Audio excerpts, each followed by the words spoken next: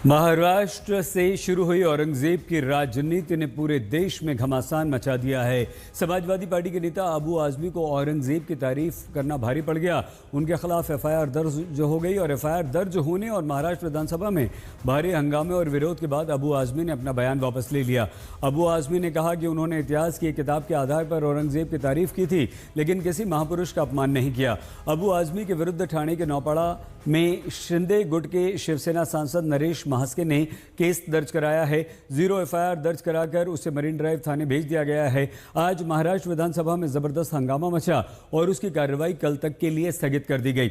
अबू आजमी को सदन से निलंबित करने की मांग की गई तो भले ही अबू आजमी के बयान पर सफाई दे दी हो, लेकिन कांग्रेस के कई नेता अब अबू आजमी के बयान में उनके समर्थन में सामने आ गए हैं। समाजवादी पार्टी के नेता और विधायक अबू आजमी ने औरंगजेब को एक अच्छा प्रशासक बताया, जिसको लेकर अब ये विवाद खड़ा हो चुका है।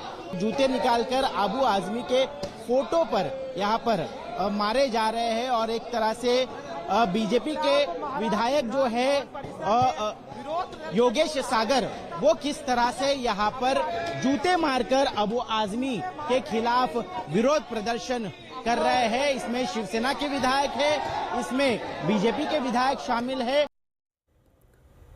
यह विवाद तब शुरू हुआ जब हाल ही में रिलीज हुई फिल्म छावा को लेकर अबू आजमी ने विवादित बयान दिया। इस फिल्म में मराठा साम्राज्य के दूसरे शासक छत्रपति संभाजी महाराज और मुगल बादशाह औरंगजेब के बीच संघर्ष को दिखाया गया है। इस फिल्म में औरंगजेब को एक क्रूर शासक के रूप में दिखाया गया, जिसने संभाजी महाराज को पकड़कर यातनाएं दी और उनकी हत्या कर दी। आइए आपको सुनवाते हैं अबू आजमी का वो बयान और उसके बाद उनकी सफाई। सब गलत हिस्ट्री दिखाई जा रही है।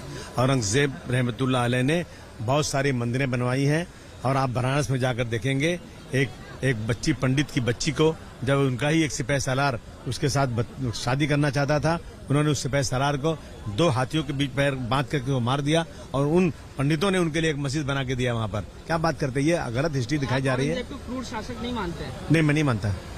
औरंगजेब क्रूर शासक? बिल्कुल नहीं, मैं बिल्कुल क्रूर शासन नहीं मानता। कौन से शासक के तौर पे याद रखा? मैं एक ही बात बोलूंगा, औरंगजेब के जमाने में भारतवर्ष जो है सोने की चिड़िया था। हमारी सरहद जो है अफगानिस्तान बर्मा तक बढ़ी हुई थी, समझा आपने।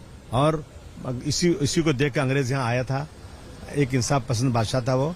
इसको जबरदस्ती के हिंदू मुस्लिम करके नफरत वाला काम नहीं करना चाहिए। इस बात को इतना बढ़ा दिया गया कि जैसे लगता है कि एक तूफान आ गया। मैंने किसी का अपमान नहीं किया। छत्रपति शिवाजी महाराज हो, छत्रपति संभाजी महाराज हो, डॉक्टर भीमराव अम्बेडकर हो, महात्मा ज्योतिबा फुले हो, राजश्री साहू महाराज हो, इन जैसे तमाम महान पुरुषों का हम आदर करते हैं और हमें आदर करना, पूरे देश को आदर करना चाहिए। हम आदर करते हैं। इन्होंने सारे समाज के लिए, सारे धर्म के लोगों को बराबर का दर्जा दिया था। हिस्टोरियन की लिखी हुई किताब, इनके स्टेटमेंट के ऊपर मैंने जो औरंगजेब की तारीफ किया, मैंने कभी अपने किसी महापुरुष चाहे संभाजी महाराज हो, छत्रपति शिवाजी महाराज हो, उनके बारे में कोई एक लफ्ज़ गलत नहीं बोला है। लेकिन अगर इन चीज़ों से किसी को वो लगता है कि इसको तोड़ मरोड़ के पेश करके किसी को लगता है कि मैंने गलत बोला है, तो भाई मैं अपने पूरे स्टेटमेंट को वापस लेता हूँ। म्हणजे अबू आजमी देशद्रोही आहे, देशद्रोही आहे आणि म्हणून या देशद्रोहाला या सभागृहामध्ये बसण्याचा अधिकार, या सभागृहामध्ये बसण्याचा अधिकार या देशद्रोही अबू आजमी याला नाहीये। आणि म्हणून आपण छावा बघा, रईस छावा बघा, छावा सिनेमा बघा। या छत्रपती संभाजी महाराजांचा हलाल केला। 40 दिवस त्यांचे डोळे काढले, त्यांचे नख काढले, त्यांची जीभ छाटली, अंगाची साल्टी सोडली, त्याच्यावर मीठ टाकलं आणि असं केलं अपमान आणि या ठिकाणी त्यांचे हलाल केले। 40 दिवस अत्याचार केले, धर्म बदला म्हणून सांगितलं। अशा औरंगजेब देश धर्म पर मिटने वाला शेर शिवा का छावा था, महापराक्रमी परम प्रतापी एक ही शंभू राजा था,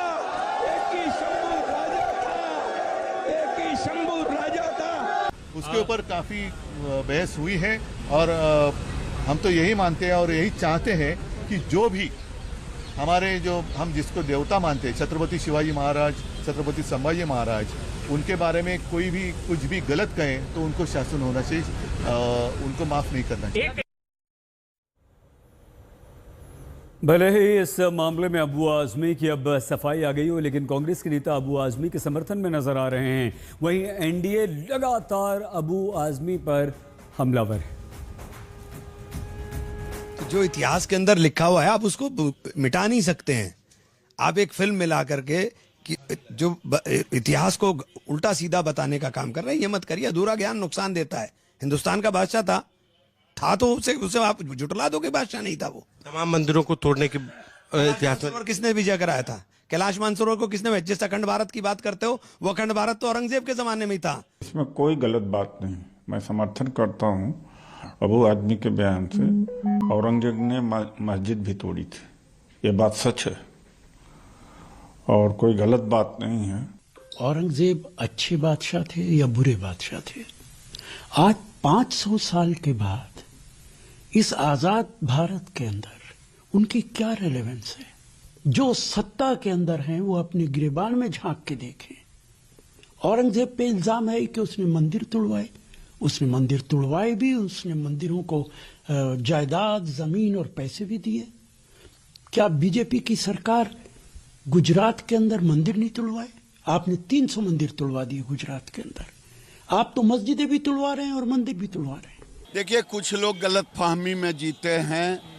औरंगजेब लुटेरे थे। भारत इसी बिहार के चंद्रगुप्त ने जो राज किया है, उसी राज का कुछ अंश वो लूटा था और औरंगजेब ने लुटेरा था।